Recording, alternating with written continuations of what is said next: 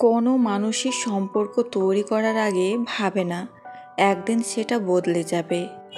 একদিন এমন সময় আসবে যখন তার নিজেরই হৃদয় তার নিয়ন্ত্রণে থাকবে না। আজকের এই ভিডিওতে আমরা কথা বলবো একজন বিবাহিত মহিলার মনের গোপন অনুভূতি নিয়ে, যখন সে বিয়ের পরে সংসার সামলানোর পরেও হঠাৎ করে প্রেমে পড়ে যায়। তখন সে যা ভাবে তা কাউকে জানায় না। সমাজের ভয়ে নয়, বরং সম্মানের ভয়ে, সংসার ভাঙার ভয়ে। নিজের দোষী মনকে আর প্রকাশ করতে পারে না, কিন্তু তার ভেতরের এই 5টি কথা যদি কখনো প্রকাশ পেত, তাহলে আমরা বুঝতে পারতাম নারীর প্রেম, নারীর আবেগ কতটা গভীর, কতটা সত্য। নাম্বার 1, আমি সুখী বলে ভেবেছিলাম, কিন্তু সেটা ছিল শুধু একটা অভ্যাস। বিয়ে মানেই সুখ নয়, আর সুখ মানেই প্রেম নয়। অনেক সময় একজন স্ত্রী সংসারের রুটিনে এমনভাবে ঢুকে যায় যে সে নিজের আবেগ, নিজের চাওয়া পাওয়া ভুলে যায়। সে ভাবতে শেখে সকাল হলে রান্না করতে হবে, বাচ্চাকে স্কুলে দিতে হবে, জামা কাচতে হবে, ঘর পরিষ্কার করতে হবে। এই নিয়মিত চক্রটাই তার জীবনের স্বাভাবিকতা হয়ে যায়।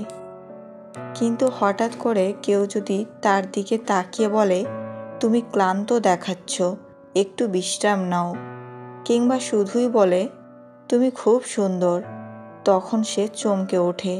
সে উপলব্ধি করে এতদিন ধরে সে যা বুঝে এসেছে সুখ বলে, সেটা আসলে ছিল শুধু একটা অভ্যাস।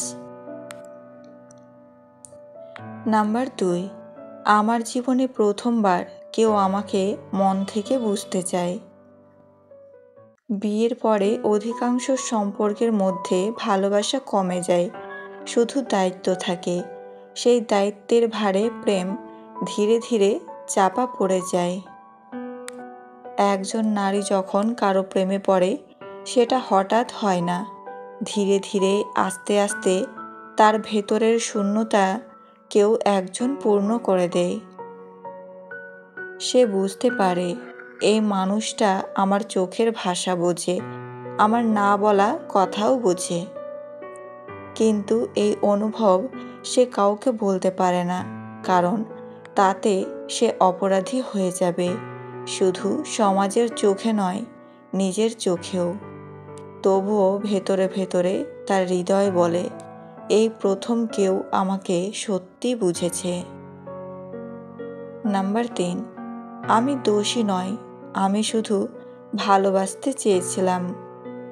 প্রেম কোনো প্ল্যান করে আসে না, প্রেম হঠাৎ হয় না। প্রেম তৈরি হয় অভাব থেকে, ভালোবাসার অভাব, বোঝাপড়ার অভাব, সঙ্গীর মনোযোগের অভাব থেকে। একজন নারী যখন নিজের জীবনে একজন মানুষকে খুঁজে পায়, সে তার সব দুঃখ, কষ্ট, নিঃসঙ্গতা বুঝতে পারে। তখন সে তার প্রতি দুর্বল হয়ে পড়ে। সে নিজের বিবেকের সঙ্গে লড়ে, ভাবে, আমি কি ভুল করছি? আবার মন বলে, আমি তো শুধু ভালোবাসা চাইছি, এটাই কি আমার অপরাধ? এই প্রশ্ন সে সারা জীবন নিজের মনেই করে যায়, কিন্তু কারো সামনে উচ্চারণ করতে পারে না। নাম্বার 4, আমি চাইনি প্রেম হোক, কিন্তু মন তো বারণ মানে না। নারীরা প্রেমে পড়ে মন দিয়ে, শরীর দিয়ে নয়। তার প্রেমে থাকে ত্যাগ, স্নেহ, বিশ্বাস। সে প্রথম থেকেই জানে এটা ভুল, কিন্তু তাও সে নিজের আবেগকে আটকাতে পারে না।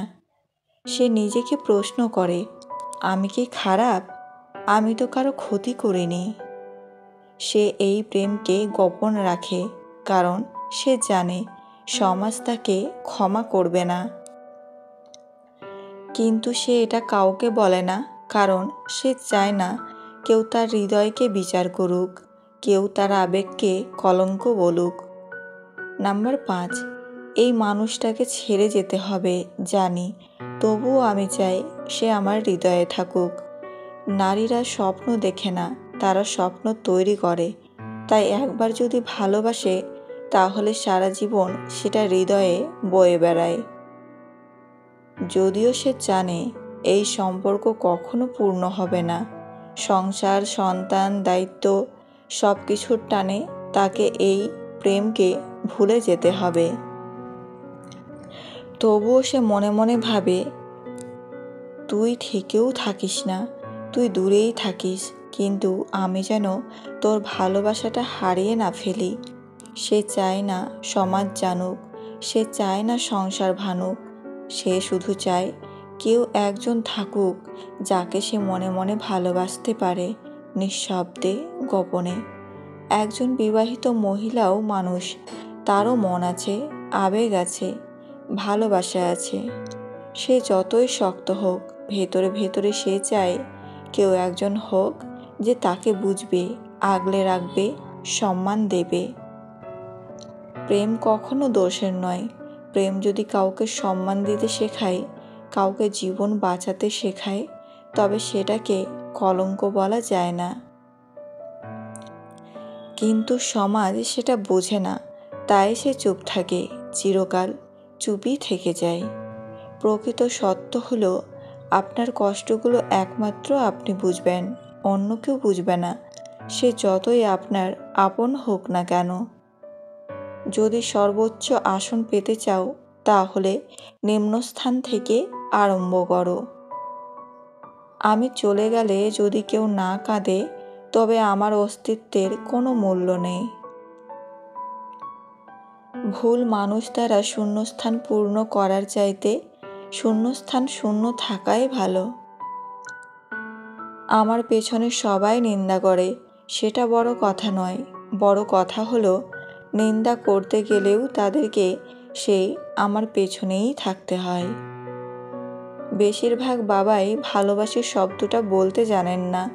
তারা আজীবন তাদের ভাগের বিলাসিতার ভাগ দিয়ে স্ত্রী সন্তানকে ভালোবেসে যায়। যেখানে বিতর্ক আছে সেখান থেকে দূরে যাও, আর যেখানে ভালোবাসা আছে সেখানে মিশে যাও। যার কাছে যতটুকু নামবে তার কাছে ততটুকুই ডুববে। তাই মাঝে মধ্যে নিজের মূল্যটা ধরে রাখার জন্য হলেও স্বার্থপর হওয়াটা দরকার। কাউকে ভালোবাসলে এতটাই বাসো যেন সে কষ্ট পেলে প্রথমে তোমাকে মনে করে। মানুষ অভিমান আর নীরবতার ভাষা বোঝে না বলেই পৃথিবীতে আজ এত বিচ্ছেদ। তিনি প্রকৃত সুখী, যিনি প্রয়োজনের তুলনায় বেশি আশা করেন না। নীরব থাকা মানে সবকিছু মেনে নেওয়া নয়, কিছু নীরবতা নিজেকে ভালো রাখার জন্যও হয়।